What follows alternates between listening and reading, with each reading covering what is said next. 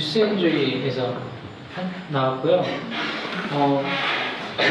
강의를 들으면서 이제 목사님의 이야기를 종합해 보면 그 어떤 세습의 잣대가 어떤 교회 건강성의 문제를 재단하는 잣대는 아니다.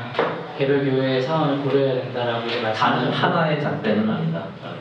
그래서 뭐 교인들이 원하고 그런 리더십이 또 마치 세습일 때는 그런 것도 존중받아야 된다고 말씀하셨는데 최근에 뭐 사회선교적인 관점에서 이제 주요 교단들에서도 이제 세습을 하지 말자라고 하는 거는 법적인 절차나 정당성이 있어도 이 사회선교적인 관점에서 이제 그거를 하지 말자는 어떤 그런 합의가 많이 도출되고 있는데요. 그런 의미에서 목사님도 만약에 이제 그런 그 선택의 기로에 쓴다면, 즉 실제 많은 교인분들께서 영성교회 교인분들께서 정말 목사님을 너무 좋아하고 너무 이렇게 김상환 목사님의 뒤를 이어서 정말 교회 리더십으로 세우고자 했을 때 그때 그런 선택의 입장에 있을 때 본인은 이제 너무 무거운 짐이라서 하기 싫다 개인적으로 말씀하셨는데 실제 사회선교적인 차원까지 아울러서 어떤 좀 그런 고민이 있으신지. 네, 고민 많이 했고요. 이거를 제가 종합적으로 말씀드려도 될까요? 네. 결국 저는 뭐 아까 전에 저기 계신 전사님께서 이제 목적이 나름대로 목적이 뭐냐 말씀하셨는데 이게 목적이죠. 저는 사실 더 이제 날카로운 질문들도 많이 예상하고 있었고, 근데 제 생각보다 우리 아주 화기애애하게 말씀해 주시고 들어주셔서 감사드립니다. 저는 장신대에서 지금 강의도 하고 있고요. 기독교와 사회 참여로 강의도 하고 있고, 나름대로 여러모로 괜찮은 사람입니다.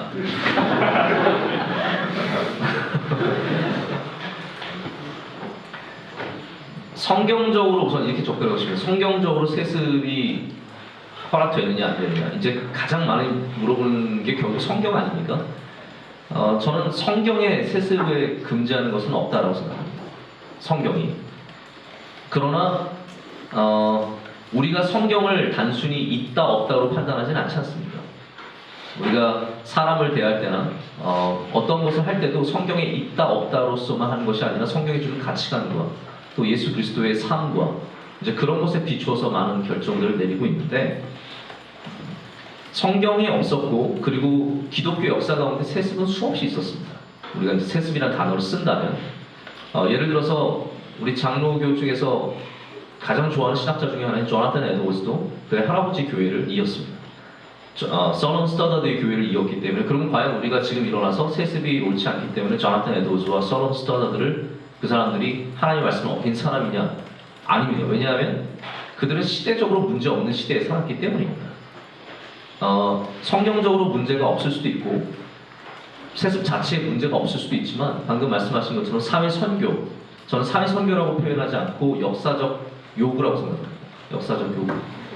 바로 역사적 요구 속에서 회심도 우리가 역사적 요구에 따라야 하듯이 이러한 문제는 지금 총회를 통해서 이미 결정된 사항입니다. 제가 총회가 끝나고 나서 이제 아버지와 함께 앉아서 얘기를 나눴습니다. 많은 분들이 우리가 막 길길이 날두고 이게 이럴 수가 있어요 이렇게 생각하실지 모르겠지만 전혀 그렇지 않습니다. 끝나고 나서 저희 아버지가 이제 저와 함께 앉아서, 저는 그게 참 인사받기가 힘들었어요. 목사님 어떡하세요? 뭐 어떡해요? 저는 그게 이해가 안 갔어요. 저한테 왜 그런 인사를 하시는지, 제가 뭐 세습하기, 교회를 이어받기 위해서 완단이 난 사람처럼 생각하시는데 전혀 그렇지 않습니다. 그건 저희 아버지도 마찬가지세요. 함께 앉아서 이거는 하나님의 뜻이다. 총회에서 많은 총대들이 함께 우리가 지금까지 어떻게 이 교회 리더십 교체를 위해서 해야 될지 기도하고 애쓰고 많이 생각해 왔는데, 지금 이렇게 결론이 난 것은 그건 우리 기도에 대한 하나님의 응답이다. 우리가 교회 리더십을 교체를 위해서 기도를 많이 했고 하나님께서 우리에게 주신 길이 바로 이 길이다 라는 것에 대해서 저희가 함께 동의하고 그렇게 생각하고, 저희는 총회의 결정에 당연히 따르죠. 무슨 어떤 변칙 혹은 술수 이런 게 아니라 저희는 순수하게 역사적 부름에, 역사적 하나님의 요구하심에 따르려는 그런 준비가 되어 있고, 이게 뭐 꼭 하겠다, 안 합니다 이런 선언문이라고 생각하지 않으셨으면 좋겠습니다. 저는 이것을 우리가 하나님의 뜻을 따르는 하나의 자세로 좀 생각해 주셨으면 좋겠고, 그런 면에서 총의 결의가 그냥 명성교회 세습 못하게 하는 결의가 아니라 바로 이 시대에 하나님께서 부르신 그 부름에 응답하는 결의라고 저희는 존중하고, 그러한 자세로 지금 남은 시간들을 잘 사용하기 위해서 노력하고 있습니다. 대형 교회가 자체적으로 그 속한 성도들의 또 내부적으로 근데 이제 순기능을 많이 할 수 있다고 얘기를 할 때 현재 지금 한국 교회 제일 두드러지게 이제 겪고 있는 현상 중에 하나는 예를 들면은 그 리더십 세대 교체 문제란 말이죠. 그 리더십의 세대 교체를 청빙으로 풀면서도 제대로 원하는 방식으로 교회가 제대로 좀 이어지지 않는 이런 사례도 나오고, 그러다 보니까 이거 자꾸 세습으로 풀려고 한다는 거죠.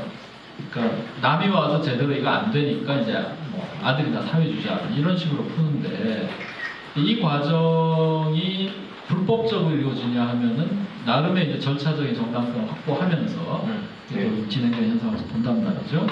그렇다면 그냥 제가 볼 때는 대형 교회가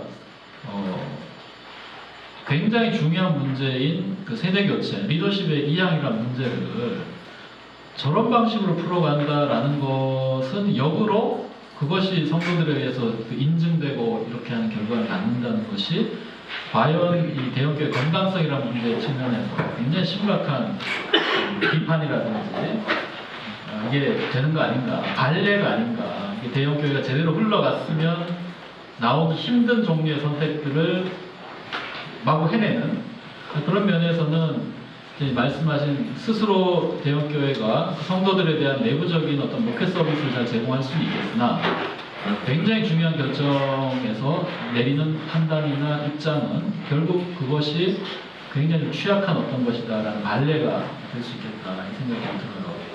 일단 좀 그 문제에 대해서 먼저 해주실 수 있을까요? 과연 교회가 그러한 결정을 만드는데 성도들이 그런 결정을 따라가기 때문에 그들이 과연 건강한 교인인가? 라고 물어보신다면 굉장히 대답하기 어려운 질문이지만 저는 그것만으로 건강을 판단할 수는 때로는 없지는 않겠다라는 생각도 해봅니다. 그러니까 그 기준이 굉장히 중요한 기준이긴 하지만 그것은 어떻게 보면은 객관적인 하나의 잣대일 뿐이지 전체는 될 수 없다라고 생각을 하고요.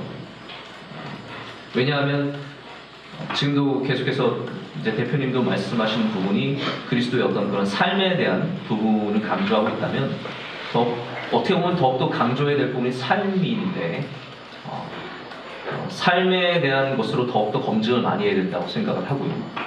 다만 세습이라는 부분에 있어서 그 각자의 교회가 갖고 있는 각자의 교회의 상황들은 우리가 좀 더 고려해 봐야 되지 않을까라는 생각을 갖습니다. 예를 들어서 실제로 우리가 객관적으로 보기에 건강하지 못한 교회가 건강하지 못한 2세의 어떤 세습을 건강하지 못하게 예스라고 찬성한다면 저는 그 교회의 건강성을 분명히 질문해 봐야 된다고 생각합니다.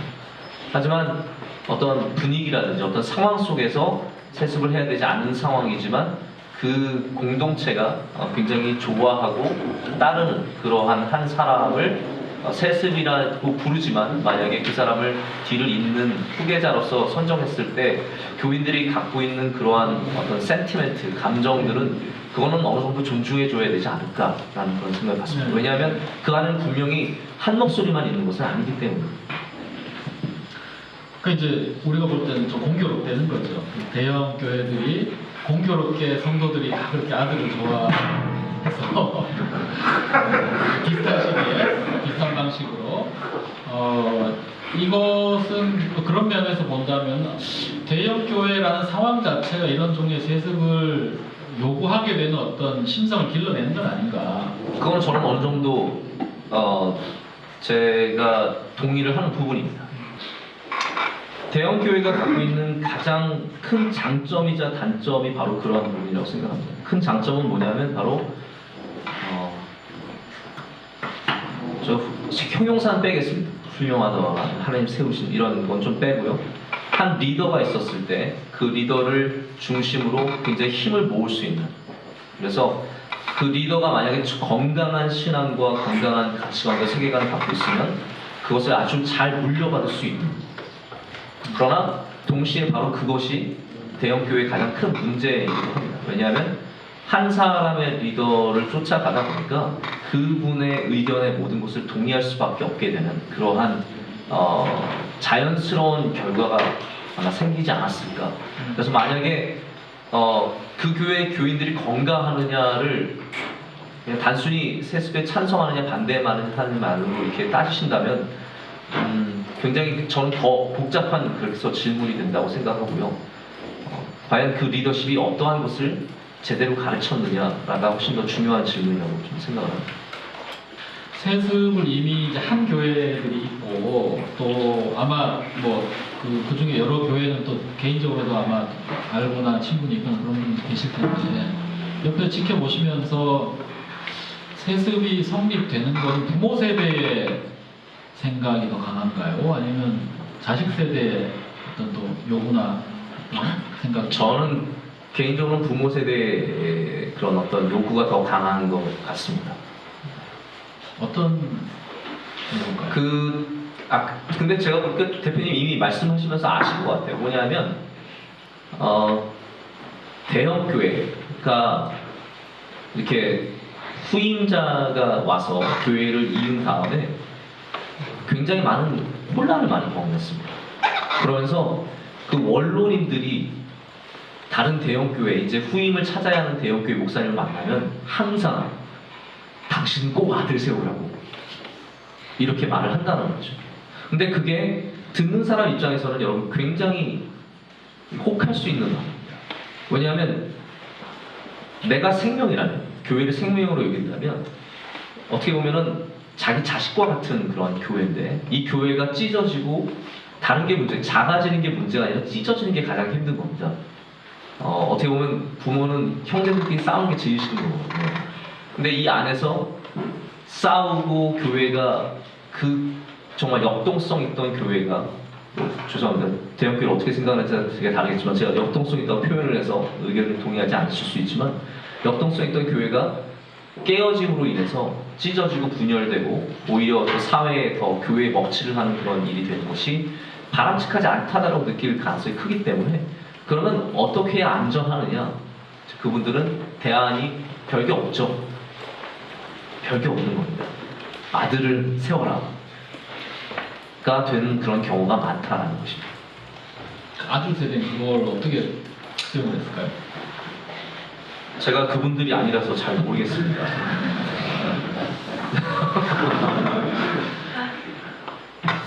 운명이라고 생각하고 따라가신 분도 계실 것 같고요.